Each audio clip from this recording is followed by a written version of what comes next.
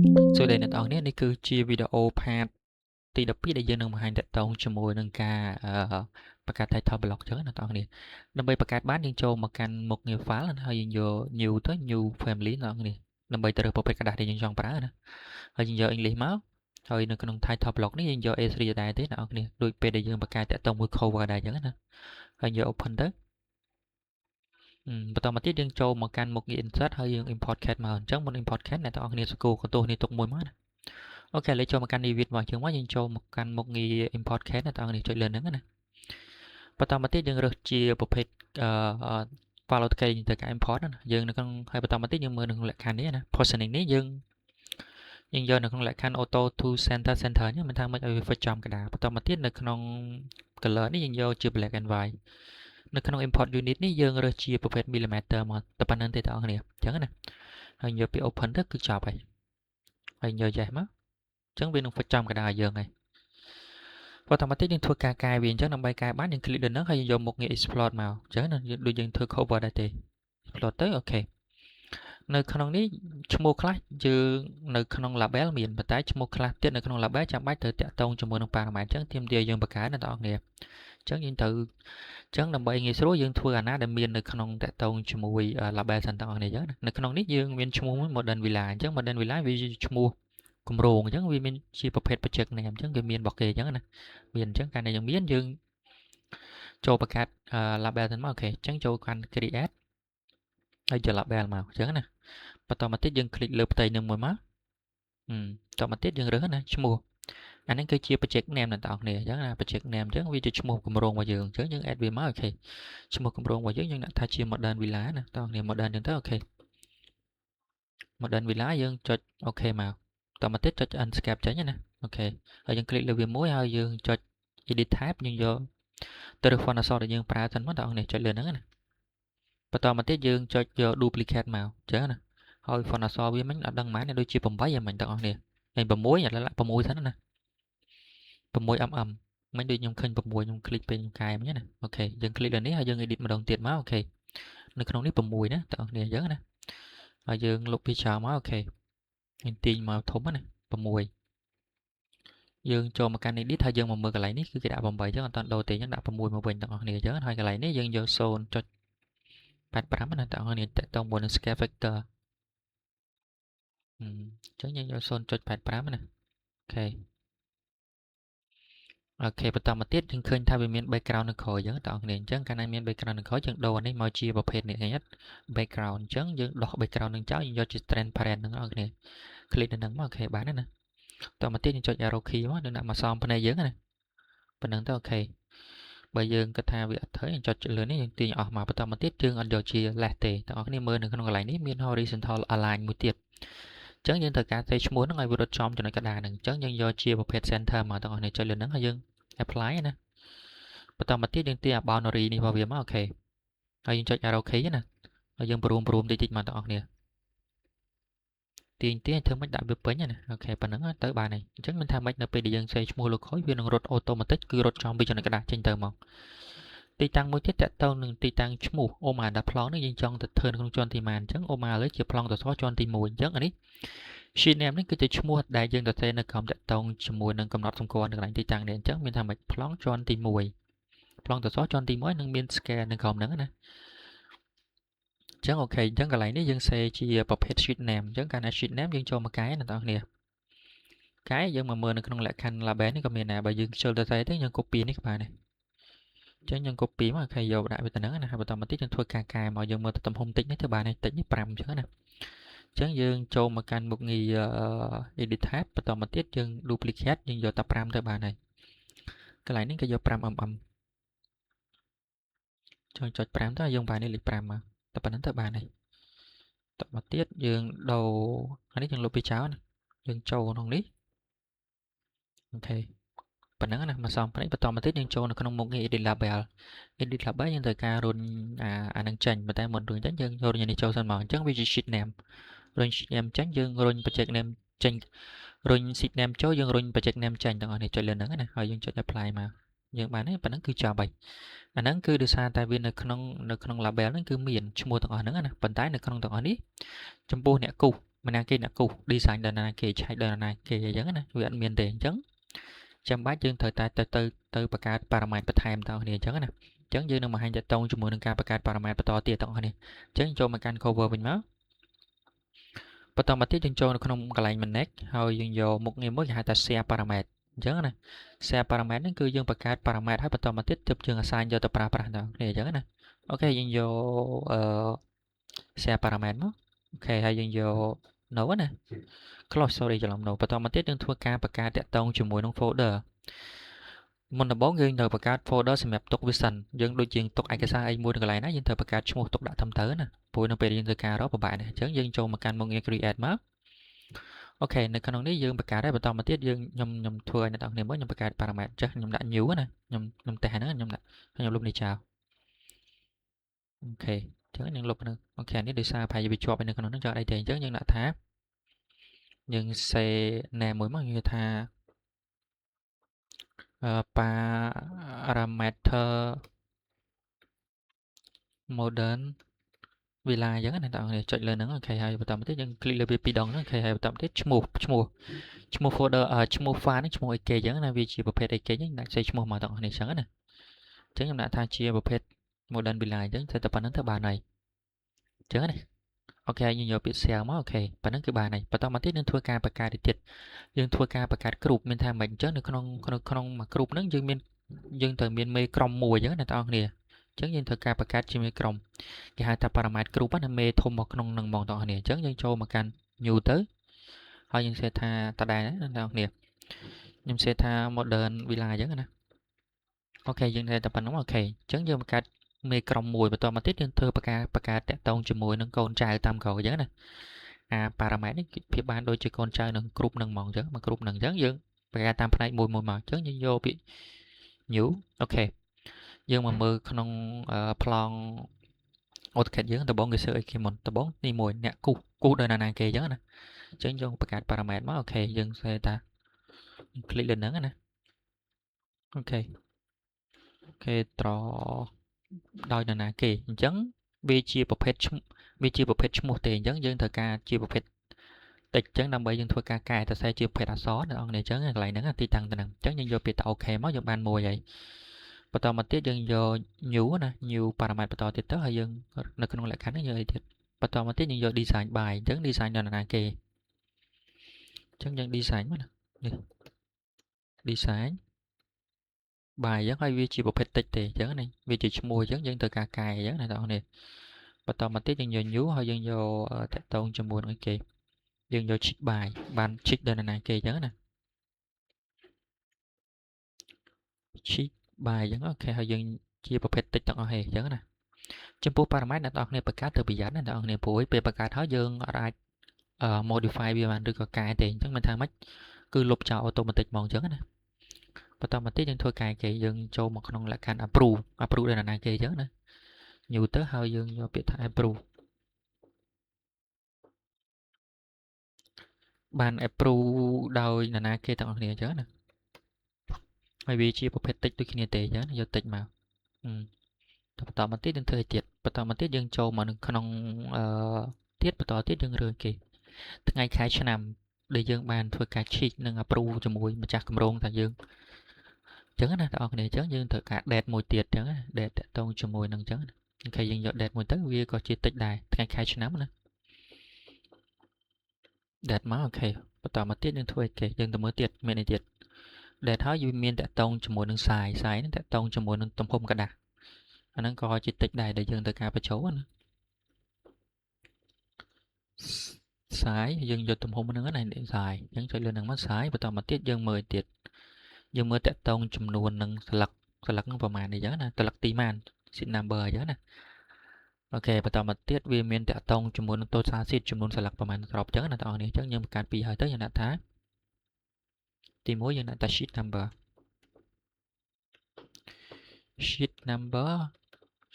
វាជាតិចដូចគ្នាបន្តមកទៀតយើងធ្វើមួយទៀតតាក់ទងជាមួយនឹង total sheet បងប្អូនហើយវាក៏ជាតិចដូចគ្នាដែរបន្តមកទៀតយើងចុច OK ណាហើយយើងធ្វើការឆែកឡើងវិញតាក់ទងមួយនឹង approve យើងចូលមកកាន់ property ដើម្បីមើលថាយើងត្រូវតិច data type នេះប្រយ័ត្ននៅកន្លែងនេះដែរណា តិចបន្តមកទៀត sheet យើងមើល property បន្តទៀតមកជាតិចដូចគ្នាទេអូខេត្រូវហើយ date ក៏ជាតិចដែរមើលណាមើលមួយឡើងវិញបើករណីច្រឡំលុបចោលត្របាយហ្នឹងក៏ជាតិចដែរ sheet តិច size នេះក៏ជាតិចដែរអញ្ចឹងណាតិចទាំងអស់តិចហើយយើងអូខេទៅបន្តមកទៀតយើងធ្វើការassign ឬក៏នេះថ្ងៃនេះចូលមកកាន់មុខងារទៀត project parameter អញ្ចឹងមានថា assign ទៅកាន់ project parameter ដើម្បីធ្វើការយកមកប្រើប្រាស់បានអញ្ចឹងបងប្អូនវាឆ្លងដំណាក់កាលរៀងស្មុគស្មាញបន្តិចដែរកន្លែងបង្កើតតាក់ទងជាមួយនឹងtitle block ណាបងប្អូនអូខេអញ្ចឹងយើងចូលមកកាន់ project parameter ទៅអូខេបន្តមកទៀតយើងយក new ណាបងប្អូន new parameter មកបន្តមកទៀតយើងធ្វើការ select ទៅកាន់ទីតាំងដែលយើងត្រូវការ share parameter មុនហ្នឹងនៅកន្លែងទីតាំងនេះអញ្ចឹងយើង share យើង select parameter ដែលយើងបង្កើតមកអូខេអញ្ចឹងយើងយកតាក់ទងជាមួយនឹង approve ណាហើយយើងយកវាជាតិចមកបងប្អូនហើយយើងរើសលក្ខខណ្ឌមកអញ្ចឹងយើងនៅក្នុងនេះយើងឲ្យវាចូលនឹងលក្ខខណ្ឌកន្លែងណាខ្លះអញ្ចឹងទី1វាតាក់ទងជាមួយនឹង view នៅក្នុង view វាមានទាំងហើយក៏វាមាននៅក្នុង schedule ដែរអញ្ចឹងយើងមើលនៅក្នុងលក្ខខណ្ឌ schedule មកអូខេម្ដងទៀតខ្ញុំមកលក្ខខណ្ឌអូខេនេះ view វិញហើយយើងឲ្យ schedule តិចទៅអូខេនេះ schedule បន្តមកទៀតយើងចូលនៅក្នុងកន្លែងនេះក៏ជាកន្លែងផ្ដល់ព័ត៌មានផ្ទាល់ខ្លួនដែរអញ្ចឹងវាមាននៅក្នុងលក្ខខណ្ឌ project information មួយទៀត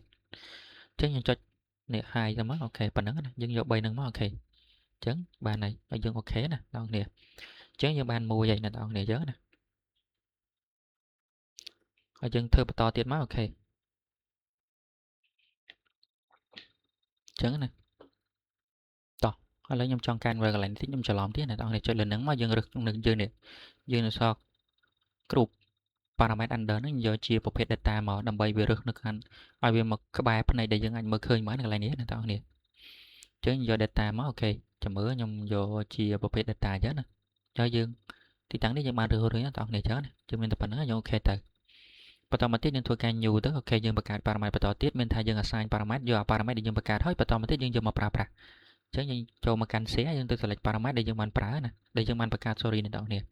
ចុចលើនឹងមកបន្តមកទៀតយើងយក check by អញ្ចឹងណា check ដល់ណាគេហើយកន្លែងនេះក៏យើងយកជា data ដែរអ្នកនរគ្នា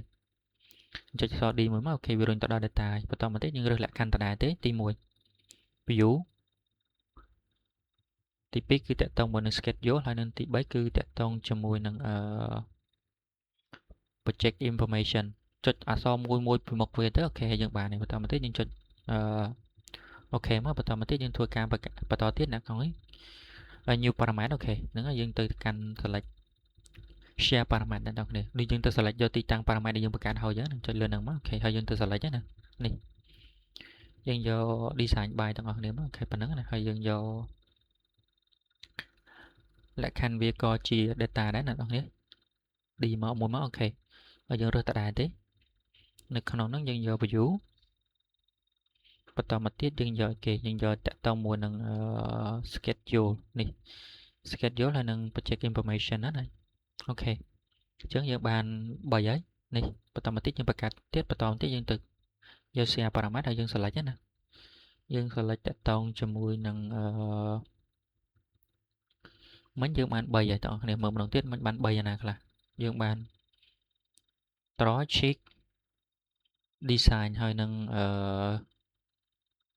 approve បានហើយយើងអីមួយទៀតមិញដូចជាយើងបង្កើត4នៅមុនហ្នឹងសុំម្ដងទៀតបងប្អូននេះអូខេយើងនៅខ្វះ draw មួយណាបងប្អូននេះអញ្ចឹងយើង select អ្នកគូសណាយើងឲ្យឈ្មោះអ្នកគូសនេះជាប្រភេទ data ដូចគ្នាអញ្ចឹងយក data យើងរើសលក្ខខណ្ឌដដែលមកអញ្ចឹងយក view អូខេហើយយើងយក view ហើយយើងយកពាក្យថា project information នៅក្នុងហ្នឹងក៏ប្រើជា project information ដែរអញ្ចឹងណាតទៅទៀតយើងយក schedule យើងរើសតែ3ហ្នឹងទៅបានហើយបងប្អូនបានហើយហើយយើងយកអូខេមកអញ្ចឹងមិនថាម៉េចយើងអាចប្រើ parameter នឹងបានអស់ហើយវាដំណើរការអញ្ចឹងណាតទៅទៀតយើងចូលទៅកាន់ new ហើយយើងយកលក្ខខណ្ឌតាក់ទងជាមួយនឹង select parameter មក share យើងយកលក្ខខណ្ឌ select ណាហើយយើងទៅរើសតាក់ទងជាមួយនឹង date ម្ដងនេះ date ណាហើយយើងរើសលក្ខខណ្ឌតិចទៅទីតាំងហ្នឹងយើងយកនៅក្នុងដដែលទេទីតាំងហ្នឹងគឺយើងយកតាក់ទងមួយនឹង view view ហើយយើងយកតាក់ទងមួយនឹងschedule ហើយនឹងតាក់ទង schedule ហើយយើងរើស project information ដូចគ្នាបងប្អូនអូខេ project information មកយើងរើសតែប៉ុណ្្នឹងបានហើយហើយយើងអូខេមកអញ្ចឹងយើងបានហើយបន្តមកទៀតយើងចូលទៅកាន់ new ទៀតមកយើងធ្វើការ share parameter select នេះ share parameter យើងយក select ណាមិញយើងយកដែរដូចហើយបន្តមកទៀតយើងយកតាក់ទងជាមួយនឹងទំហំกระดาษអញ្ចឹងណាចូលទៅកាន់ទីហ្នឹងមកអូខេអញ្ចឹងយើងយកវាជាប្រភេទ identify អ្នកនរគ្នាយើងចុចនេះដើម្បីវាបង្ហាញនៅលើនេះអញ្ចឹងណានេះទីតាំងនេះយើងចង់ដឹង identify វារត់ទៅកាន់ទីតាំងនេះឲ្យយើងមើលអញ្ចឹងណាហើយយើងរើសនៅក្នុងលក្ខខណ្ឌsite ហ្នឹងយើងរើសនៅក្នុងលក្ខខណ្ឌតាក់ទងជាមួយនឹង project information ដែរព្រោះយើងបញ្ចូលណាយើងបញ្ចូលអញ្ចឹងយើងគិតដែរកន្លែងហ្នឹងណាអូខេយើងដាក់ P មកអូខេយើងយកជាproject information ហើយយើងនឹងយកតាក់ទងជាមួយនឹងមួយទៀតហើយចុចអក្សរ V យើងយក view ណាហើយបើសិនបើករណីមានការកែប្រែយើងចាំធ្វើការកែប្រែតាមក្រោយមានថាបើករណីវាអត់ដំណើរការណាអូខេយកប៉ុណ្្នឹងសិនមកតោះបន្តិចយើងយក new ហើយយើងធ្វើការ share parameter ទៅ select parameter ណាយើងមិញយើងហើយបន្តមកទៀតយើងធ្វើការ select តាក់ទងជាមួយនឹងចំនួន select sheet number ហើយចុចលើហ្នឹងមកអូខេ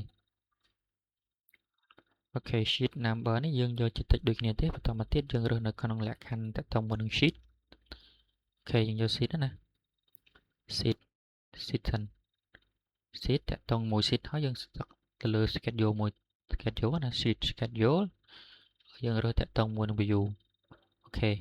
យើងវា view ណានេះហើយយើងហាយវាទៅអូខេយើងបានប៉ុណ្ណេះអូខេបន្តមកទៀតយើងធ្វើការ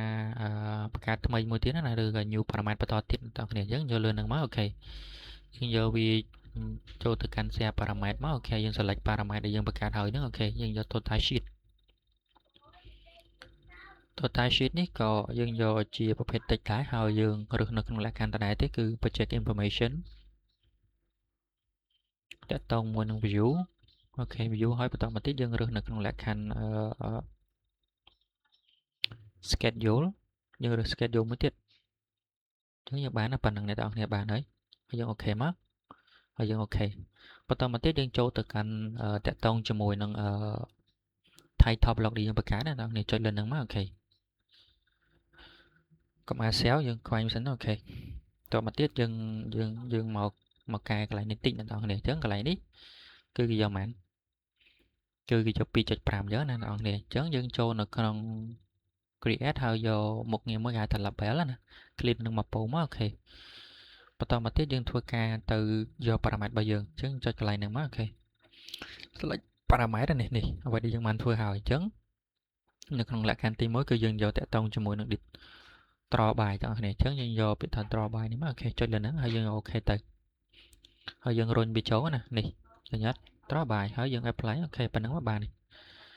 តមកទៀតយើងចូលមកកាន់មុខងារ edit tab យើងយក edit តិចហើយយើងយកតែ 2.5 បាននេះកន្លែងហ្នឹងយក font អក្សរទៅមកអូខេតមកទៀតយើងចុច control V មកយក 2.5 មកប៉ុណ្្នឹងណាហើយនេះយើងយក 0.85 ណាវាមិនតែប៉ុណ្្នឹងទេម្ដងទៀតយើងភ្លេចកែទំហំតាក់ទងជាមួយទំហំតិចអញ្ចឹងយក 2.5 ណានេះចុចលើហ្នឹងអូខេបានហើយយើងមួយមកអូខេទាញប៉ុណ្្នឹងណានេះវាបាំង background នៅក្រោយទាំងអស់នេះអញ្ចឹងមកកាលណាបាំងយើងដោះនៅក្នុងលក្ខខណ្ឌនេះមួយទៀតនោះយើងយកជាប្រភេទ transparent ណាទាំងនេះប៉ុណ្្នឹងទៅអូខេយើងមើលណាសំភ្នែកប៉ុណ្្នឹងអូខេនេះខ្វះសក់ N1 អញ្ចឹងយើង edit មកថែមសក់ N1 ណាប៉ុណ្្នឹងទៅបានហើយបន្តមកទៀតយើងធ្វើការ copy មកសិន copy ចំគិតតាមក្រោយអញ្ចឹងយើង copy ដោយប្រើតាក់ទងជាមួយ reference អញ្ចឹង reference point ណាមួយមកអញ្ចឹងណាតមកទៀតកន្លែងនេះយើងកែដែរវាជាប្រភេទ design by ដល់នេះអញ្ចឹងចុចលើហ្នឹង edit label មកអូខេហើយយើងទៅយក parameter ដែលយើងបាន share ហើយមិញហ្នឹងអូខេអញ្ចឹងវា design by នេះយើងអូខេមកហើយយើងរុញអានឹងចូលយើងដកអានេះទៅវិញអញ្ចឹង apply មកចោលហើយប៉ុណ្្នឹងណាយើងមានតែប៉ុណ្្នឹងទេបន្តមកទៀតយើងធ្វើការគេយើងធ្វើការតាក់ទងជាមួយនឹង check by អញ្ចឹងយើងចូលមកកាន់ edit label យើងធ្វើដូចមិញយើង select parameter មកយកថា check by ទាំងអស់គ្នាណាគេ check នេះ ហើយយើងអូខេយើងរុញអានឹងចូលយើងដោះអានេះចេញអូខេបានហើយយើង apply ទៅបានហើយដល់នេះប៉ុណ្ណឹងបន្តមកទៀតយើងធ្វើការតាក់ទងជាមួយនឹង approve ដដែលយើងចូលមកកាន់ទីតាំងហ្នឹងហើយយើងទៅ select parameter របស់យើងមកអូខេយើងយកតាក់ទងជាមួយនឹង approve ឲ្យមិញបងប្អូនអញ្ចឹងចុចលើហ្នឹងមកអូខេហើយយើងអូខេយើងរុញវាចូលហើយយើងដោះតាក់ទងជាមួយនឹងចេញទៅអូខេប៉ុន្តែយើងធ្វើបានហើយអញ្ចឹងឈ្មោះទាំងអស់ហ្នឹងគឺយើងអាចកែបានចាំមើលតិចទៀតអ្នកនរនៅពេលដែលយើង load ទៅកាន់ project អ្នកនរនឹងឃើញហើយចឹងចុច arrow key ឲ្យវាចុះមកក្រោមតិចណាអ្នកនរឲ្យវា sorry ឲ្យវាមកគៀនតិចមកវាអំពើណាអ្នកនរប៉ុណ្្នឹងទៅអូខេបានហើយបន្តមកទៀតយើងធ្វើការ load តាក់ទងមួយ date អញ្ចឹងយើងធ្វើ copy បន្តទៀតមកdate ណាអូខេអានេះយើង sorry យើងច្រឡំ copy លើហើយ date នេះយើងចុចដដែលទៅ edit label ទៅអូខេហើយយើងទៅយកមុខងារ date ដែលយើងបង្កើតហើយណានេះអូខេហើយយើងអូខេទៅហើយយើងរុញណារុញវាចេញ date មកអូខេតាក់ទងជាមួយនឹងទំហំกระดาษ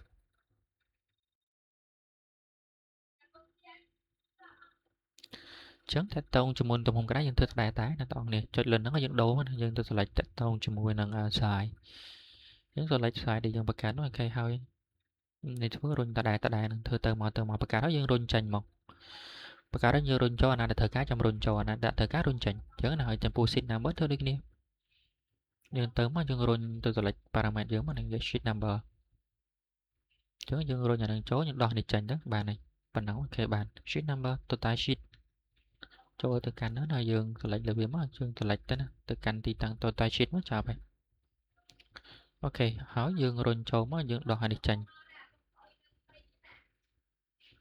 ប៉ុណ្្នឹងណាអ្នកនរគ្នាអញ្ចឹងណាបន្តមកទៀតយើងធ្វើការគេអានេះយើងសិក្សាតាក់ទងជាមួយនឹងអីគេអានេះ logo របស់ក្រុមហ៊ុនយើងណាយើងចង់ធ្វើមិនអញ្ចឹងខ្ញុំអត់មាន logo ទេអញ្ចឹងខ្ញុំចូលមកកាន់កម្មវិធីជ្រោមទៅអូខេខ្ញុំរើសពាក្យអីមួយខ្ញុំវាយខាង cover ណារើសរូបភាព cover ណាស្អាតមួយមកដាក់ជំនួសសិនណាអ្នកនរគ្នាអូខេបដាតិចមកអូខេប៉ុណ្្នឹងណាអត់ច្បាស់អូខេប៉ុណ្្នឹងខ្ញុំចុចយកពាក្យថា save as ណាខ្ញុំដាក់លើ desktop ចោលមកអូខេតមកទៀតខ្ញុំធ្វើការយកមុខងារ insert ហើយខ្ញុំ import ជា image អញ្ចឹងខ្ញុំចូលលើ desktop ខ្ញុំណាអូខេនេះអូខេយើងបាន cover ណាយើងចុចលើហ្នឹងក៏បានដែរទីតាំងមកយើង brew មកអូខេអញ្ចឹងណាអញ្ចឹងមកយើងទាញវាប៉ុណ្ណេះមកអូខេបានហើយយើងលុបនេះចោលមកអូខេហើយយើង brew មកទូចមកណាคลิกចូលនឹងត្រឹមហ្នឹងមក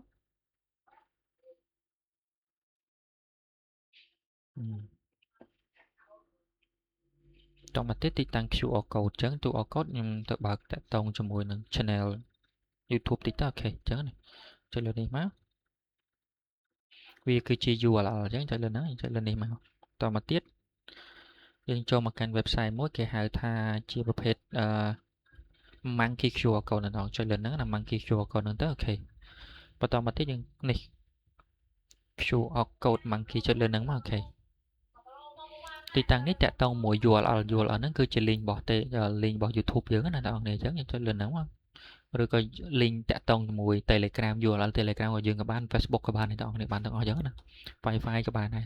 អញ្ចឹងចុចលើហ្នឹងមកចុច Control V ណានេះបន្តមកទៀតយើងធ្វើការរើសពណ៌ណាបងប្អូនរើសយកពណ៌ណាស្អាតក៏បានខ្ញុំយកពណ៌នេះមកអូខេឬក៏ពណ៌នេះចេះក៏បានដែរបងប្អូនរើសណាតាមការស្រឡាញ់បន្តមកទៀតយើងធ្វើការ add logo អញ្ចឹងណាឥឡូវខ្ញុំចង់បានជា YouTube អញ្ចឹងចុចលើនេះមកអូខេបានតទៅទៀតខ្ញុំ custom design ប្រភេទយើងចង់បាននេះគេចង់បានល្អិតឬក៏មិនណាបងប្អូនខ្ញុំយកខ្ញុំយកបែបនេះណាហើយយកទំហំវាបែបនេះអញ្ចឹងណាហើយយើងធ្វើការ create ណាចាំមើលវាមិន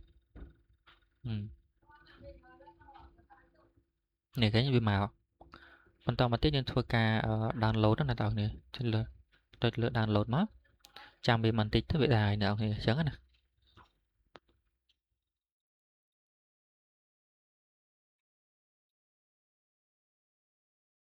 តមកទៀតយើង save លើ desktop ចោលមកអូខេតែប៉ុណ្្នឹងទៅបានហើយអញ្ចឹងយើង save លើ desktop មកយើងចូលមកកាន់កម្មវិធី Revit ជាងវិញអញ្ចឹងកម្មវិធី Revit ជាងវិញយើងចូលមកក្នុងមុខងារ insert ដដែលមកអូខេហើយយើង import ជា image ណាហើយយើងរើសនេះ QR code យើងបង្កើតមិនចុចលើហ្នឹងអូខេបានហើយអញ្ចឹងហ្នឹងយើងបង្កើតជា channel YouTube មួយកន្លែងទីតាំងឯគេចង់មករកឯកសារយើងដាក់ជើង try គេ scan ចូលក៏បានដូចគ្នាអញ្ចឹងណាអញ្ចឹងលុបនេះចោលមកយើងរុញនេះមកដាក់កន្លែងនេះមកអូខេ clear លើវាប៉ុណ្្នឹងណាប៉ុណ្្នឹងទៅគេ scan បានបន្តមកទៀតគេចង់បានជារូបភាព CD project អញ្ចឹងណាអញ្ចឹងយើងចូលមកកាន់នេះខួរអញ្ចឹងអូខេបន្តមកទៀតយើងចូលមកកាន់ CD ណាហើយយើងថតរូបភាពមកស្លឹកឲ្យស្អាតមកយើងអាចចេះបានអញ្ចឹងណាចេះបានយើងថតមកស្លឹកឲ្យស្អាតទៅ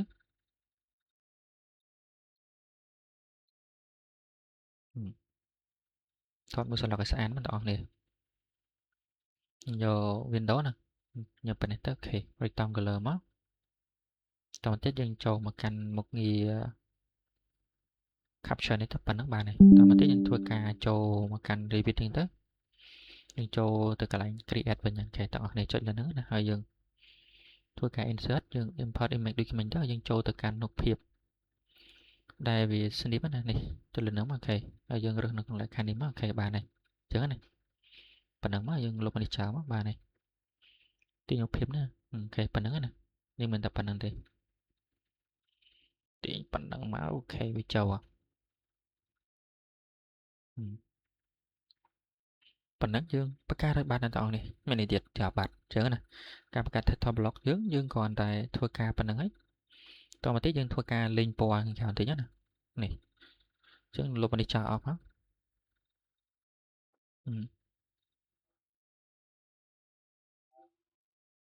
តមកទៀតយើងលេងពណ៌នៅក្នុងនេះអញ្ចឹងវាចូលមកកាន់មុខងារ create យើងអូខេចូល manage ហើយយកពាក្យថា នេះទីតាំងហ្នឹងណាយើងចូលមកកាន់ object style យើងរើស select លើ zone មកយើងយកមកលើ file នេះយើងយកថា line អូខេ line ហើយយើងរើសមកកាន់យកវាតាមលេខ3យើងពណ៌ខៀវណាយើង apply ប៉ុណ្ណឹងទៅបានហើយទៅ select លើនេះធ្វើការដូរមកអូខេប៉ុណ្ណឹងទៅវាបានហើយមក3វាល្អិតដែរតមកទៀតនេះមួយទៀតមកប៉ុណ្ណឹងណាបិទតតខាងក្នុងនេះយើងវាយយក Q ល្ងិតមកតាមការឆ្លាញ់ចូលចិត្តទេប៉ុណ្ណឹងណាប៉ុណ្ណឹងអូខេបានហើយនេះដូចជាខាងនេះមួយទៀតចឹងណាយើងចេះមកអូខេបន្តមកទៀតយើងចង់បានជាប្រភេទ boundary plot ជាមួយនេះទេចឹងចូលមកកាន់មុខ create ហើយយកជា fill region មកហើយយើងបង្កើតឈ្មោះវាមួយណាយើងយក duplicate មកយើងដាក់ថា n1 ចោលមកបងប្អូនកន្លែងនេះយើងរើសវាជាប្រភេទ solid ណាហើយរើសវាជាពណ៌នេះទៅឬក៏ពណ៌នេះក៏បានដែរយើងថើទៅបានកុំឲ្យវាដិតពេកអញ្ចឹងយើង apply ប៉ុណ្ណឹងទៅអូខេចុចប៉ុណ្ណេះមកចុច OC មិនលឿនប៉ុណ្ណឹងមកអូខេបន្តមកទៀតខ្ញុំ offset វាចូលក្នុង3ទាំងអស់គ្នាអញ្ចឹងចុច3មកណានេះ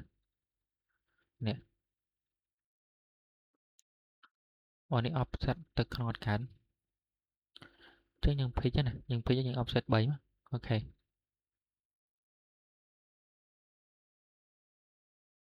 ក TR មកយើង trim ណា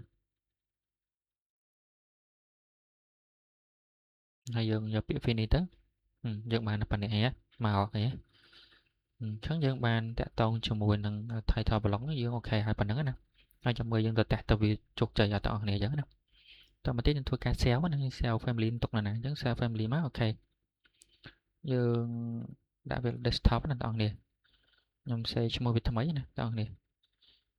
អូខេខ្ញុំ sorry មើលទៀតបងប្អូនខ្ញុំ save នៅទីតាំងនេះមិនវានៅក្នុងទីតាំងនេះទេអូខេខ្ញុំនេះហើយយើង save នៅក្នុងនេះមកទៅយើងដាក់ថា title ចឹងណា title block ចុចលើនឹងមកអូខេនេះយើងដាក់ថា title block ដូចគ្នាមកបងប្អូនអូខេ title block ចឹងណាហើយយើងយក option វាតែមួយទៅបានហើយតមកទៀតយើង load ទៅកាន់ project វិញទៅអូខេតមកទៀត load កាន់ project ហើយយើងយកនៅក្នុងនេះយើង say new មកណានេះ sheet ណាយើងចុចមកស្ដាំហើយយើងយក new sheet ទៅហើយយក title block យើងទៅបង្កើតមិញណាអូខេយើងឃើញអត់បានណានេះកន្លែងនេះយើងអុំមកឥឡូវត្របាយណាគេអញ្ចឹងដាក់ថា CR7 ចុះបងប្អូនគ្នាអញ្ចឹងណាដល់ពេល design by Messi អញ្ចឹងទៅ ហើយឈិចបាយអីទៅបាប៉េអញ្ចឹងណាបងប្អូនអំបាប៉េអញ្ចឹងណាអំបាប៉េហើយបន្តមកទៀតយើងតាក់ទងជាមួយនឹងapprove យើងដាក់ថា Neymar អញ្ចឹងណាហើយ date អញ្ចឹងយើងសេថ្ងៃហ្នឹងថ្ងៃប៉ុន្មានថ្ងៃហ្នឹងថ្ងៃ7ខែប៉ុន្មានឥឡូវយើងដាក់ខែ8 2026អញ្ចឹងណាវាយអញ្ចឹងទៅអូខេហើយกระดาษយើងប្រើជាប្រភេទក្តី A3 អញ្ចឹងណា select ទី1 select ទី1ចំនួន select ត្រប់ប្រហែលយើងដាក់ថា15 select ទៅអូខេប៉ុណ្្នឹងណាប៉ុណ្្នឹងយើងហើយហើយអញ្ចឹងចំពោះ sheet យើងចូលមកបង្កើតជាន់ទី1មកអូខេជាន់ទី1យើងយកពាក្យថា duplicate detailing ណានេះអញ្ចឹងណាយើងអូខេទីតាំងនេះយើង error តិចចុចលុបនោះចោលអូខេយើងយក align មកអូខេថ្នាំនេះប្រហែលយើង align មួយទៅសងឲ្យមុនមួយខុសអញ្ចឹងណាចុចប៉ុណ្្នឹងទៅបានទេបងប្អូនហើយយើង rename ឈ្មោះនេះតិចមកអូខេយើង rename ដាក់ថាជាប្រភេទអូខេយើងដាក់ថា first floor layout plan អញ្ចឹងណាបងប្អូនអញ្ចឹងប៉ុណ្្នឹងទៅបានហើយហើយយើងធ្វើការទាញវាចូលក្នុង floor ក្នុងកន្ទុះហ្នឹងមកអូខេអញ្ចឹងណាតមកទៀតយើងរុញអានេះចូលណាទាញវាប៉ុណ្្នឹងណាបងប្អូនហើយយើងចង់នឹងទៅវាដំណើរការណាចុចប៉ុណ្្នឹងឃ្លានេះយើងទាញនេះមកចូលពងប៉ុណ្្នឹងទៅបានហើយឃើញទេអញ្ចឹងយើងបានហើយបងប្អូនអញ្ចឹងមិនថាកន្ទុះនេះគឺដំណើរការជោគជ័យបងប្អូនអូខេប៉ុណ្្នឹងណាយើងចូលមកក្នុងនេះហើយយើងមើលតិចអូខេនេះធំជ្រុលទាញមកចូលក្នុងតិចណា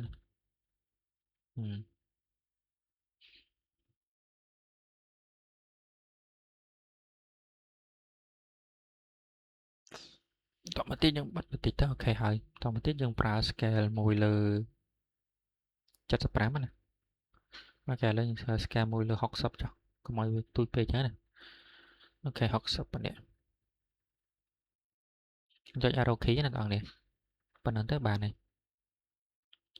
មូលទៅអូខេប៉ុណ្្នឹងណានេះ